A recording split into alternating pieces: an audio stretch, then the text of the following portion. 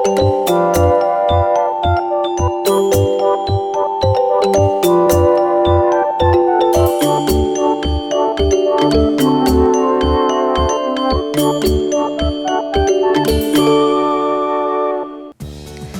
and welcome to the Lake Cumberland District Health Department new series, Teach Me, Love Me, Care for Me. I'm your host, Amy DeCesare. During the course of our program, we will be talking with a family that has a child somewhere in the age range of your child. We'll be getting an inside look at these families' experiences in raising their children, the challenges they face, what they're learning firsthand, and how they will continue to grow and develop as a family. In each segment, we'll provide information which will help you learn more about nutrition, exercise, and nurturing, and what is specifically needed for the overall development of your child for their particular age group. In the 4-year-old age category, we will introduce you to the Perrone family, Juana, Domingo, and Tiffany. This family with 5 children lives a very active lifestyle, and we'll get to see how this little girl helps around the house and makes time to play with her little brother, Julio. I have 5 kids, my husband and me. My oldest, it's my daughter, Jamie, she's 17. Then my son, he's 16. His name is Josue, and I got Brittany, that she's 14. Then Tiffany, that it's 5, and Julio, that it's 1 year. And we are 7 and all together, and that's my family. It's hard to believe that your child is now a preschooler. At this stage, they're looking for more reassurance and stability. One of those places you can help them be both reassured and help with the development of personal stability is in the kitchen. With more information on how to build strong nutrition habits with your 4-year-old, here is Melinda Osborne, nutritionist with the Lake Cumberland District Health Department. It's been proven that there is a connection with a child feeling more secure by allowing them to help in the preparation of some of their meals. They enjoy helping in the kitchen at this age, and they're often more willing to eat foods they've helped you to prepare. Always remember to prepare a variety of healthy foods, and don't make the mistake of making special meals to try and coax your child to eat. By doing this, you run the risk of creating a picky eater, which will usually lead to a frustrated cook. A regular feeding schedule will also help your child learn that they don't need to stock up on food or overeat because they're afraid that they'll be hungry before their next meal or snack. Variety is still key at this stage so that your child can learn to enjoy a complete spectrum of flavors and foods. My daily routine, it usually starts at 11 a.m. when she comes from school to the house. She gets out of the bus and we usually greet and see how was everything in school. We start by picking up what she wants to eat for lunch, and if she needs to help me with preparing any food, picking up fruit, a plate of soup, any more snacks that she wants to, her juice. And usually we eat her, Julio, and me. So we sit at the table and eat together and even have snacks in there. And that's my routine for the morning. And after that, lunchtime, she helps me picking up whatever she wants to eat too. I always let her choose when we go to grocery shopping what they gonna eat. And fruit bars, usually some healthy snacks, I let them to choose and let them prepare something whenever they come home. As hard as you try to feed your child foods that they like, you're going to hit and miss, and you'll probably miss several times. Don't get discouraged, and most importantly, don't give in. The last thing you want to become is a short order cook, cooking an extra meal for your child because they refuse to eat what's served. A few other possible difficulties might be food jags, where your child eats only one food meal after meal, your child wanting to watch TV at mealtime, or your child complains about the food you serve. Then there's the white food eater that only eats white bread, potatoes, macaroni, and milk. And of course, there's always the fear of new foods. Food challenges will come and go, but you must guide their nutritional development in the right direction to create good nutrition habits which will last a lifetime. If they want to try something new, like a fruit or like star fruit and all that, I buy one and then, cut it in pieces and they try it and see if they like it or not. They also get recipes. Tiffany has a Disney book recipe. So whatever she likes there, we just write down whatever is involved in it and then we go bring it and we make it. So we try different food and vegetables and fruit, and I try always to keep like a little bit of everything. And they can choose, I don't usually force them. I just let them choose by their own whenever they want it. And if I got something that I make new, I just let them try it. If they don't like it, it's okay. Then sometimes I try the recipe, but putting something else on it. If you have any of these difficulties with your child's eating habits, be supportive and always include at least one nutritious food in your meal that you know your child will eat. But at the same time, don't be afraid to let your child miss a meal if they won't eat what's served. It's better for your child to miss that one meal than for you to become a caterer for one picky eater. When we come back, the three-letter word that leads to growing physically and mentally in your healthy home for your 4-year-old.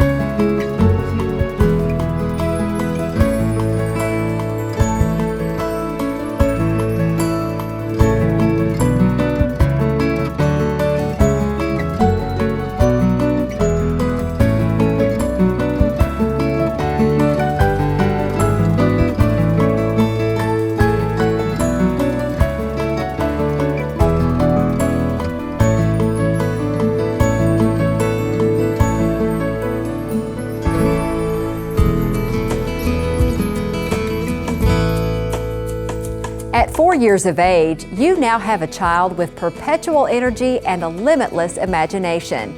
And what is that three-letter word we are talking about? Here's Jackie Hodges, personal trainer and health educator with the Lake Cumberland District Health Department.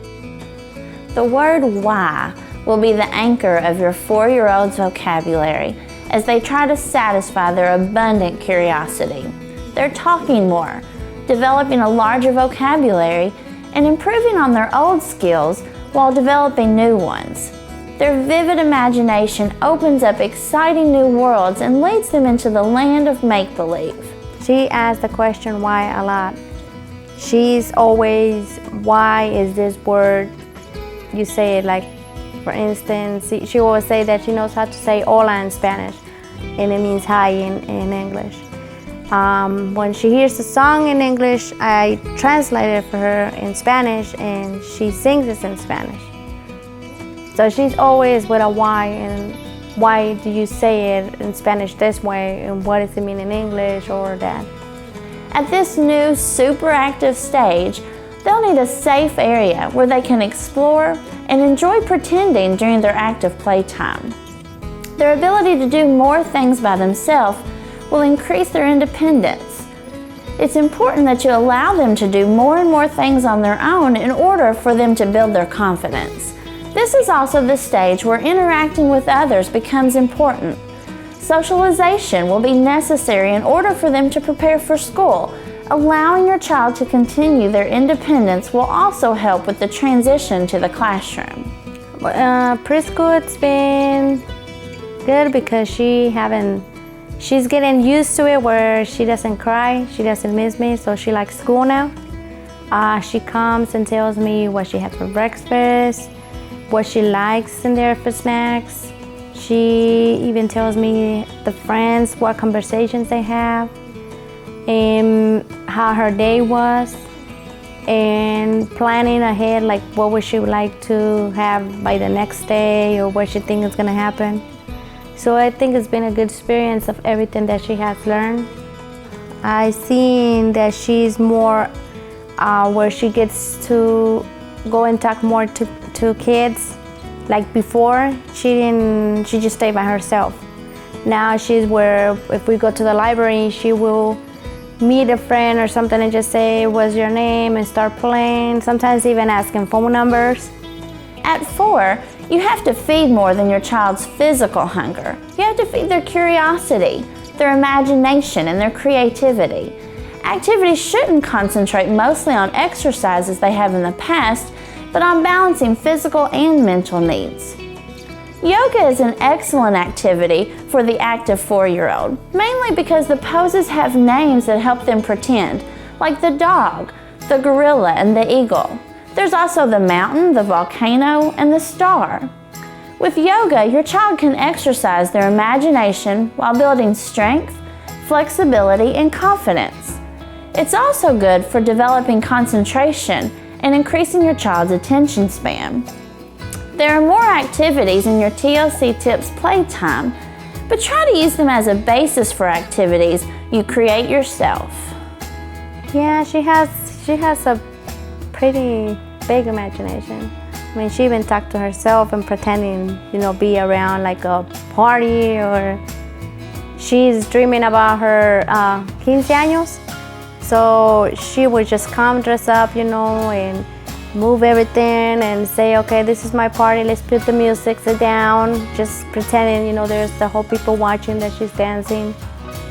She even imagined being a doctor.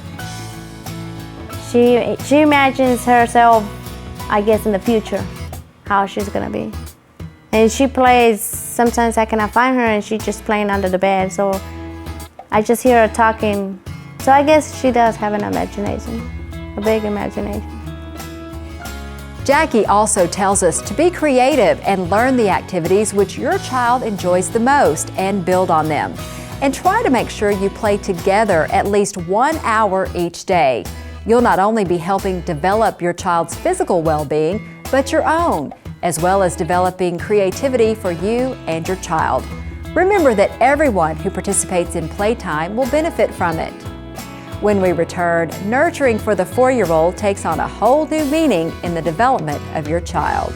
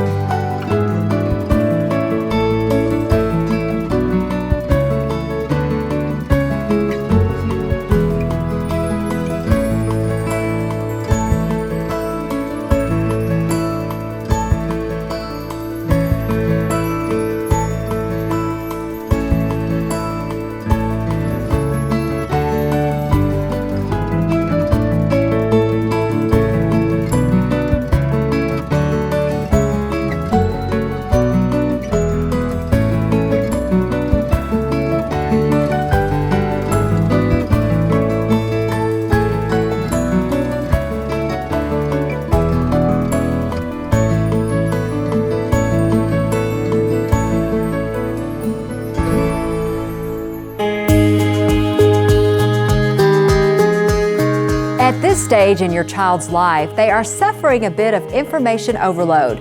They're venturing out and becoming more independent. They're experiencing new emotions that they've never felt before. In this portion of our show, Jackie Hodges from the Lake Cumberland District Health Department tells us that it is a challenging time for your child with lots of curiosity and self-realization. Things are really beginning to change for your 4-year-old. They're making friends and beginning to care more about what their friends think than about your standards. They're beginning to become aware of sexual differences and may seek attention from the parent of the opposite sex. The tough thing about this stage is that it can be just as confusing for the parent as it is for the child. Though they usually understand what's real and what's make-believe, they may have lapses in their judgment about where fantasy ends and reality begins. All of these changes coming at your child and you so quickly makes it even more important to nurture your child and make them feel as though they're an important part of your life and an important part of the family. This is the stage where you allow your child to make some mistakes, then help them learn from them. Your nurturing activities at this stage will be geared toward developing strength, focusing emotions, and expanding creativity. Make sure you take that special time before putting your child to bed to talk to them. Learn from them by really listening to what they're saying and giving them positive reinforcement that will allow them to go to sleep with the confidence that they are loved. My routine for me to Tiffany so she can get to bed, it's every day basically at 9 o'clock. I set up an hour from 8:30 to till 9:30. Her routine is where she needs to pick up her clothes for tomorrow, get her backpack ready with her homework, get that bed ready, clean everything, brush her teeth, if she needs to drink or eat or dinner something, and she relax for maybe half an hour before she goes to bed, and she goes to bed by herself, going to the bathroom or whatever she has to do. That's basically my routine with her every day, and she does this by herself, where I just had to tell her, no more me going and telling her do this and that. She knows she has to do that every day. Your child is now a preschooler and in definite need of establishing a solid sleep pattern in order to be prepared to learn at school. They will require 12 hours of sleep each day, with a couple of those hours coming from naps during the day. The increased activity by both the body and the brain should ensure that your child is tired and completely ready to go to bed by the end of the day. That is, of course, considering you're keeping them away from the TV before bedtime. These insecure times for your child make it especially important for you to spend time with them at the end of the day, reading, singing, and nurturing. Now, perhaps more than any other stage in your child's development, they need that security and comfort that can only come from a parent and allow them to develop into a secure and confident person from this point forward for the rest of their lives. One of the things that I really feel really strong, and I think most parents will agree with me, that when a couple doesn't argue or doesn't fight or etc. in front of the kids, I think the kids feel safer. When no matter what, we always stick together as a couple. And we always try, talking me and my husband, we always try to, whatever problem we have, we're gonna solve it. And they always seeing whatever happens, we're always there. And even the smallest kid, Tiffany has seen there that if he has to work, I always tell him, well, he has to work. If I had to do something else, I'm always there. But we always together, no matter if he has to work 24 hours, we always there whenever they need us. Or I'm always telling him what happened if they're sick or something. He's always coming back from home and telling Tiffany, are you okay? What happened? Calling on the phone. So I think that's why my kids feel safe in the house.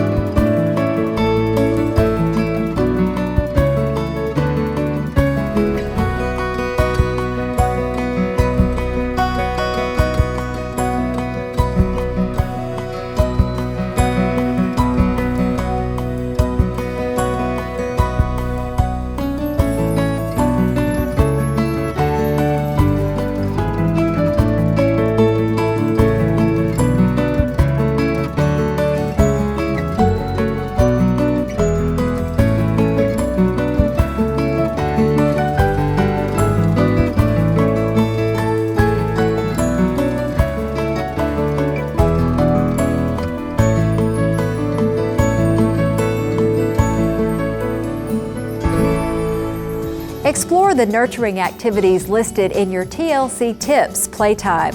Then adjust the activities to make them more interesting for your child, personalized and special.